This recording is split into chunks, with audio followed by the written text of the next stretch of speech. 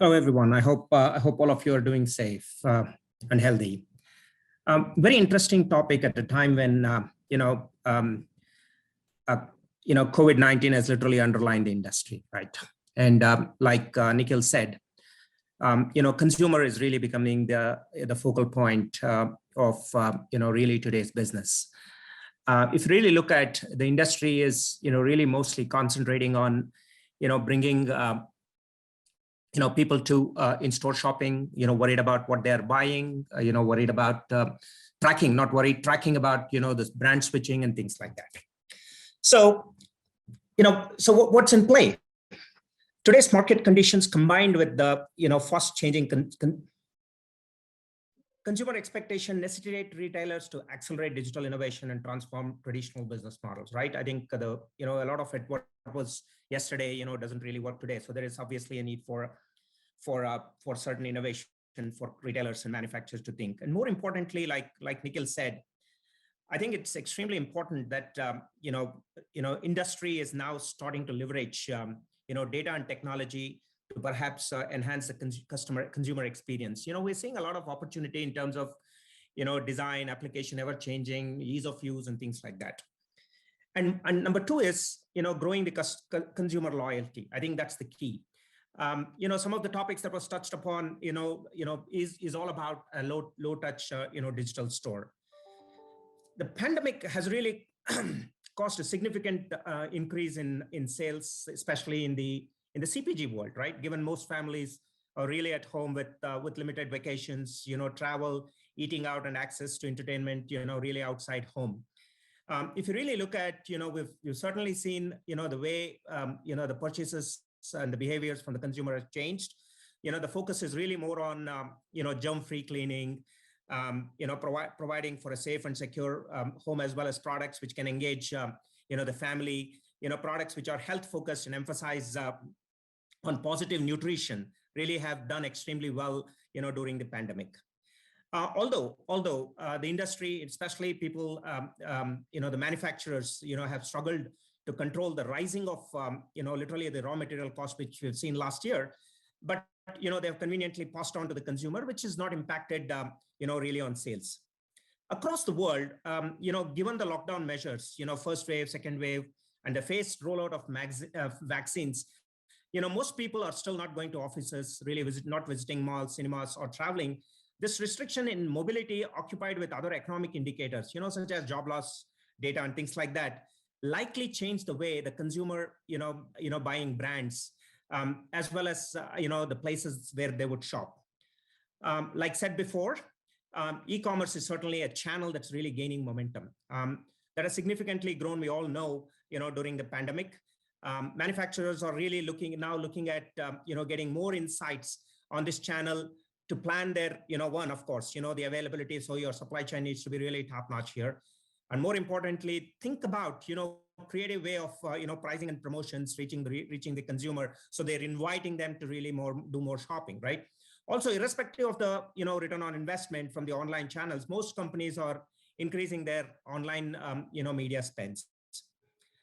Traditional brick and mortar retailers are now required to adopt a new technology, right? That's what we are seeing as a trend. I think some of the technology Nikhil laid out is perhaps, so valid data, AI, ML, more AR, VR, and about hosting services. While data is so much becoming an ingredient, and a key component in the ecosystem, security really comes into play and things like that, right? So the new technology and exploring ways to really engage their customers is really becoming the key. They're investing and providing a safe and a seamless shopping experience, which means minimizing the touch point, right? Obviously, when the consumer really walks into the store, one of the things that they would really worry about is the safety, health, environment, the store cleanliness, air conditioning, and a lot of those. So, this has really led to retailers obviously constantly thinking about the changes that they have to really bring in to improve the in-store experience. And also, minimizing the touch points, and having the right products on the shelf with prices that are competitive, better inventory management to reduce the wastage. Sending the right message to the right person is equally critical, right? I think that is essentially the focal point of today's discussion, not knowing where the people are staying, and like things like that, which probably drives the growth and enhancing the shopping experience. Geo-targeting of consumers, based on the aisle they are shopping, right? This is in store. And providing them with a discount voucher for relevant products can make a huge difference to what's in the shopping basket. Retailers are constantly seeking more ways to get their assortment and their promotion strategy, right, to ensure a consumer does not need to go to a different store, for shopping. And, creating digital experience is now seen as a priority for retailers for in-store retention and also building customer loyalty. Next slide, please.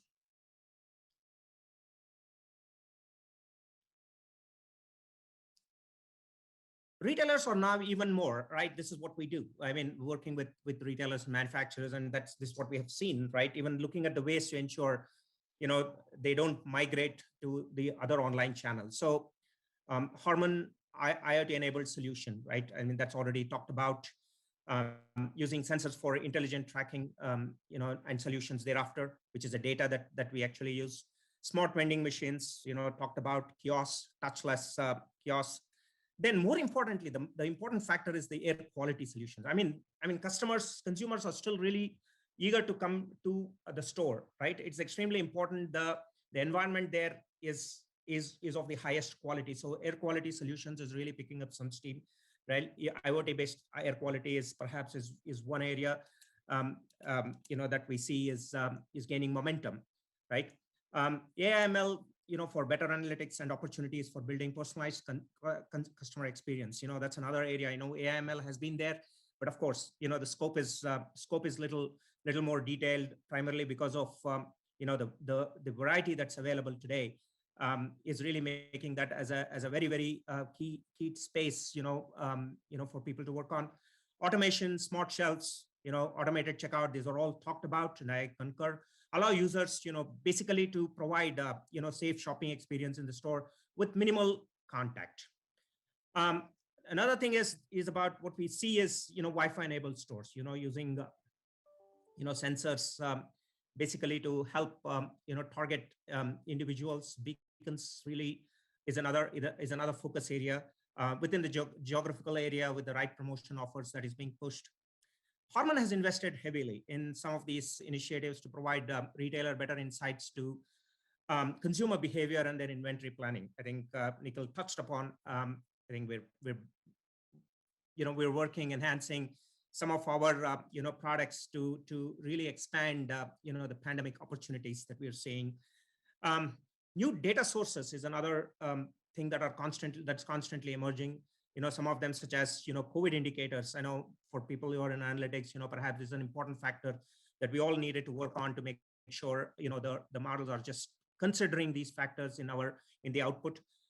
Mobility. We talked about Instagram. Social media is really becoming a crucial indicator or a driver of just to really understand what brands the consumers are likely to shop or shopping. What is the impact to my category and my sales? What trends are emerging in the market?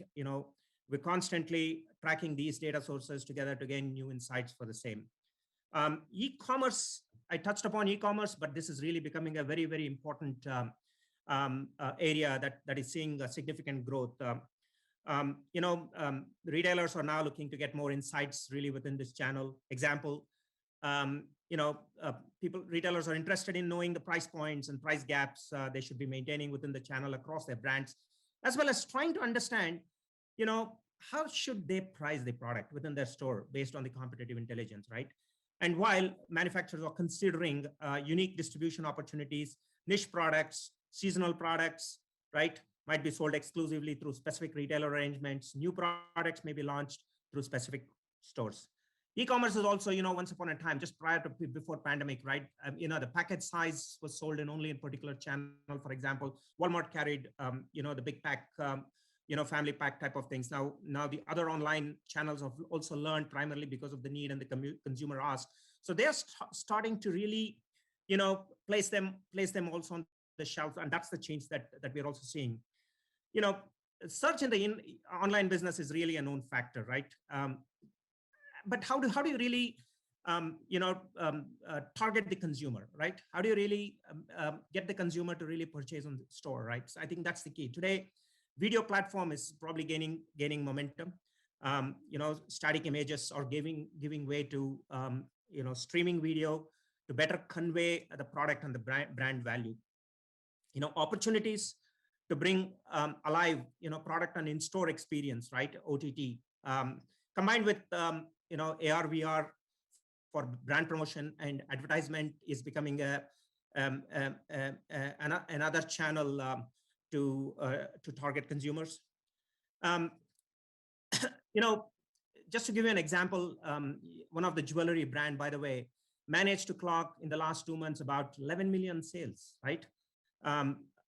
During the recent lockdown, just through videos and WhatsApp chats.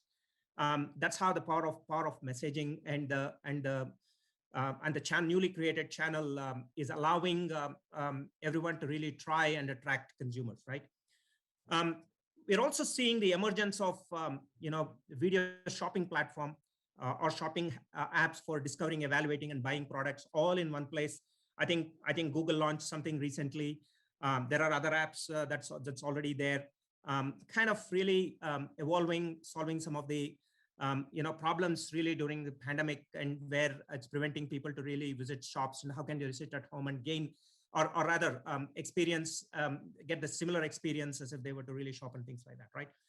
Data is really becoming a key factor, right? Data, huge volumes now available, and opportunity window to generate insights and implement.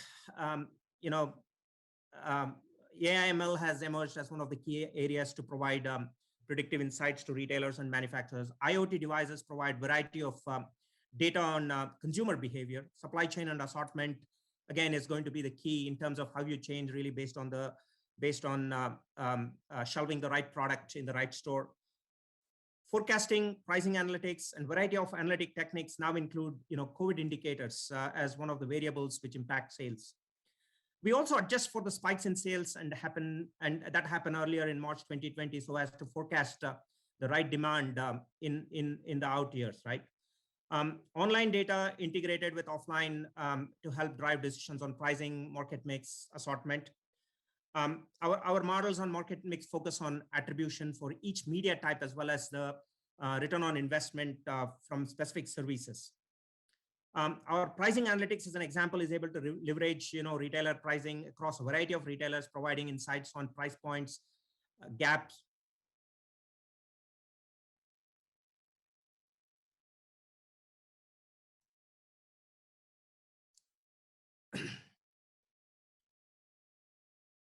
Sorry, there was a distraction. Sorry. While we know, we talked about surge in online business. In conclusion, right, we find the industry will embrace and enhance loyalty programs, as well as continue giving consumers multiple options for making purchases, such as online ordering or click and collect can improve their chances of capturing consumers' attention and allegiance.